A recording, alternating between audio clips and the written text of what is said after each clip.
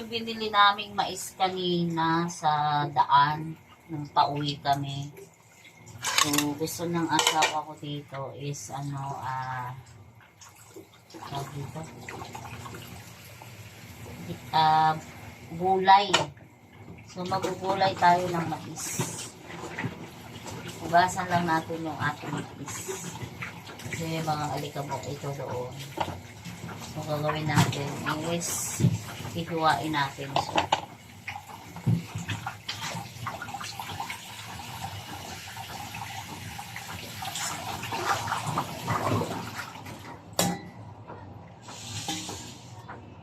Pagkatapos natin siya mahugasan, ating gagadgarin yung ating mais. Gagadgarin natin.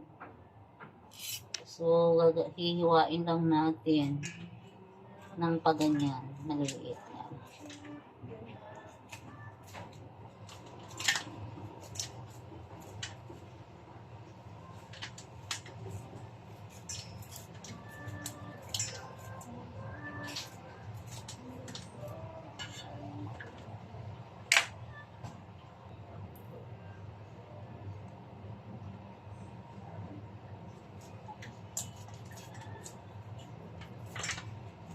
So, hiwain lang siya natin ng maliliit.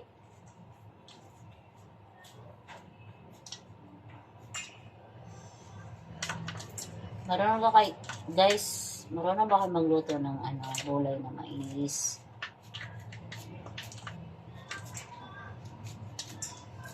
So, papakuluan lang natin ito sa sa tubig na may bawang.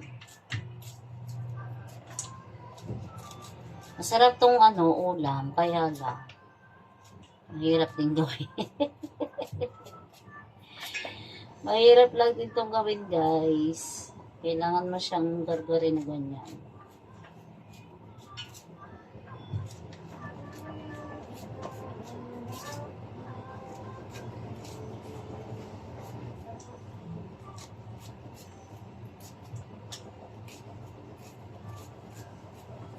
So, hiwain natin lahat yung ating mais ng ganyan.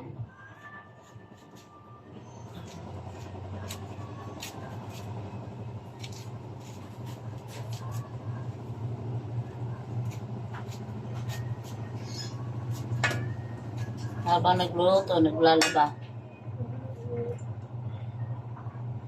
So, separate natin muna ito. Mamaya may gagawin tayo dito sa ating bosel na to. So, hiwain muna natin lahat ito, guys. Yan, guys. Nahiwa na natin yung ating mais.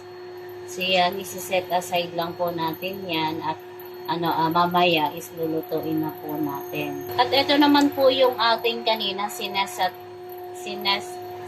aside. So, ang gagawin natin is ating kukunin yung pinaka ganyan, guys, oh. So, meron pa kasi siyang laman. So, sasairin natin yung pinaka ito yung magsisilbing natin, pampalapot mamaya kapag niluluto na natin yung ating mais. So, kukunin natin yung pinaka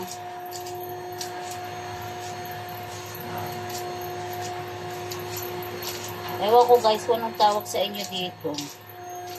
So, ang ginagawa ko pong ito is kinukuha ko yung mga natira dito sa niya. Tapos, yung gagawin nating pampalapot mamaya sa ating mais. Sa ating gulay na mais. So, natutunan ko lang din po ito sa amin kapag nagluluto yung nanay ko ng mais. So, ganyan po yung ginagawa niya. Pag nagadgad niya yung yung mais, so kukunin niya itong mga tira dito sa ating bosel. So, ginagawa niyang pampalapot dito, guys. Para malapot yung ating gulay na mais.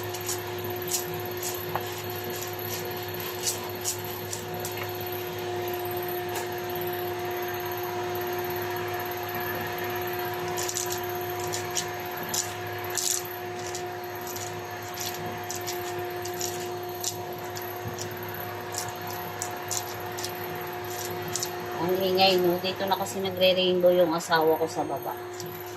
Nasa baba na siya.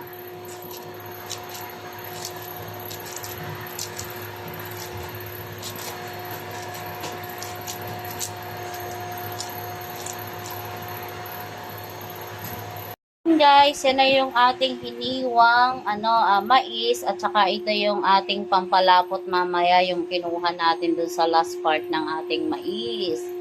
So yun guys, mag-start na po tayong guys, mag-start na tayo magluto ng gulay ng mais. Magagawin natin, magpapakulo lang po tayo ng tubig. Yan, sa malaking kaldero ko po siya niluto kasi medyo madami po itong ating mais. Guys, kapag kumukulo na yung tubig natin, lalagay na natin tong ating mais. Ayan o. So, ilagay na natin yung ating mais ko.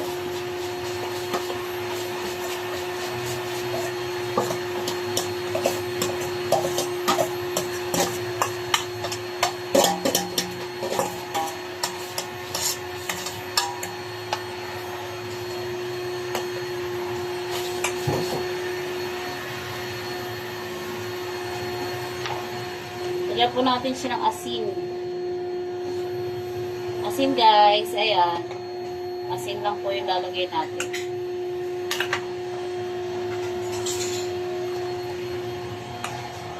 So, hintayin lang natin siya kumulo. Yung pinaglutuan kong kaldero para hindi umapaw kasi minsan kasi umaapaw po siya. Guys, lagyan natin ng kaunting paminta.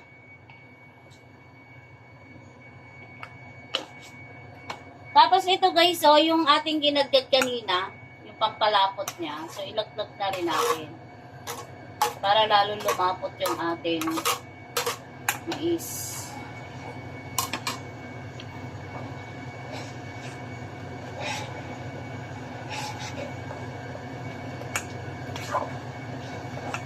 Kapag luto na yung ating mais, lalagay na natin mamaya yung ating malunggay. Guys, kapag ganito na yung ating mais, so ilagay na natin po yung ating malunggay.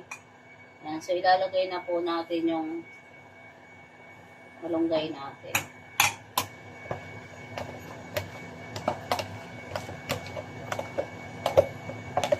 So masarap po yung may malunggay dito sa ating mais.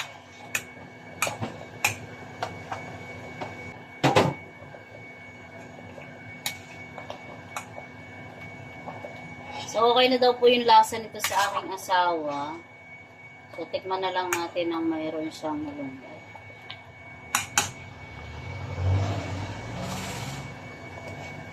Sarap. And guys, yung ating gulay na mais.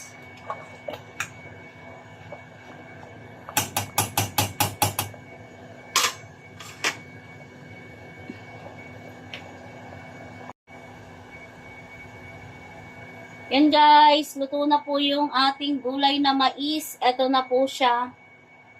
Yan. Okay na siya, sabi ng asawa ko, pati yung lasa. Patay na po natin yung ating kalan. Luto na yung ating gulay na mais.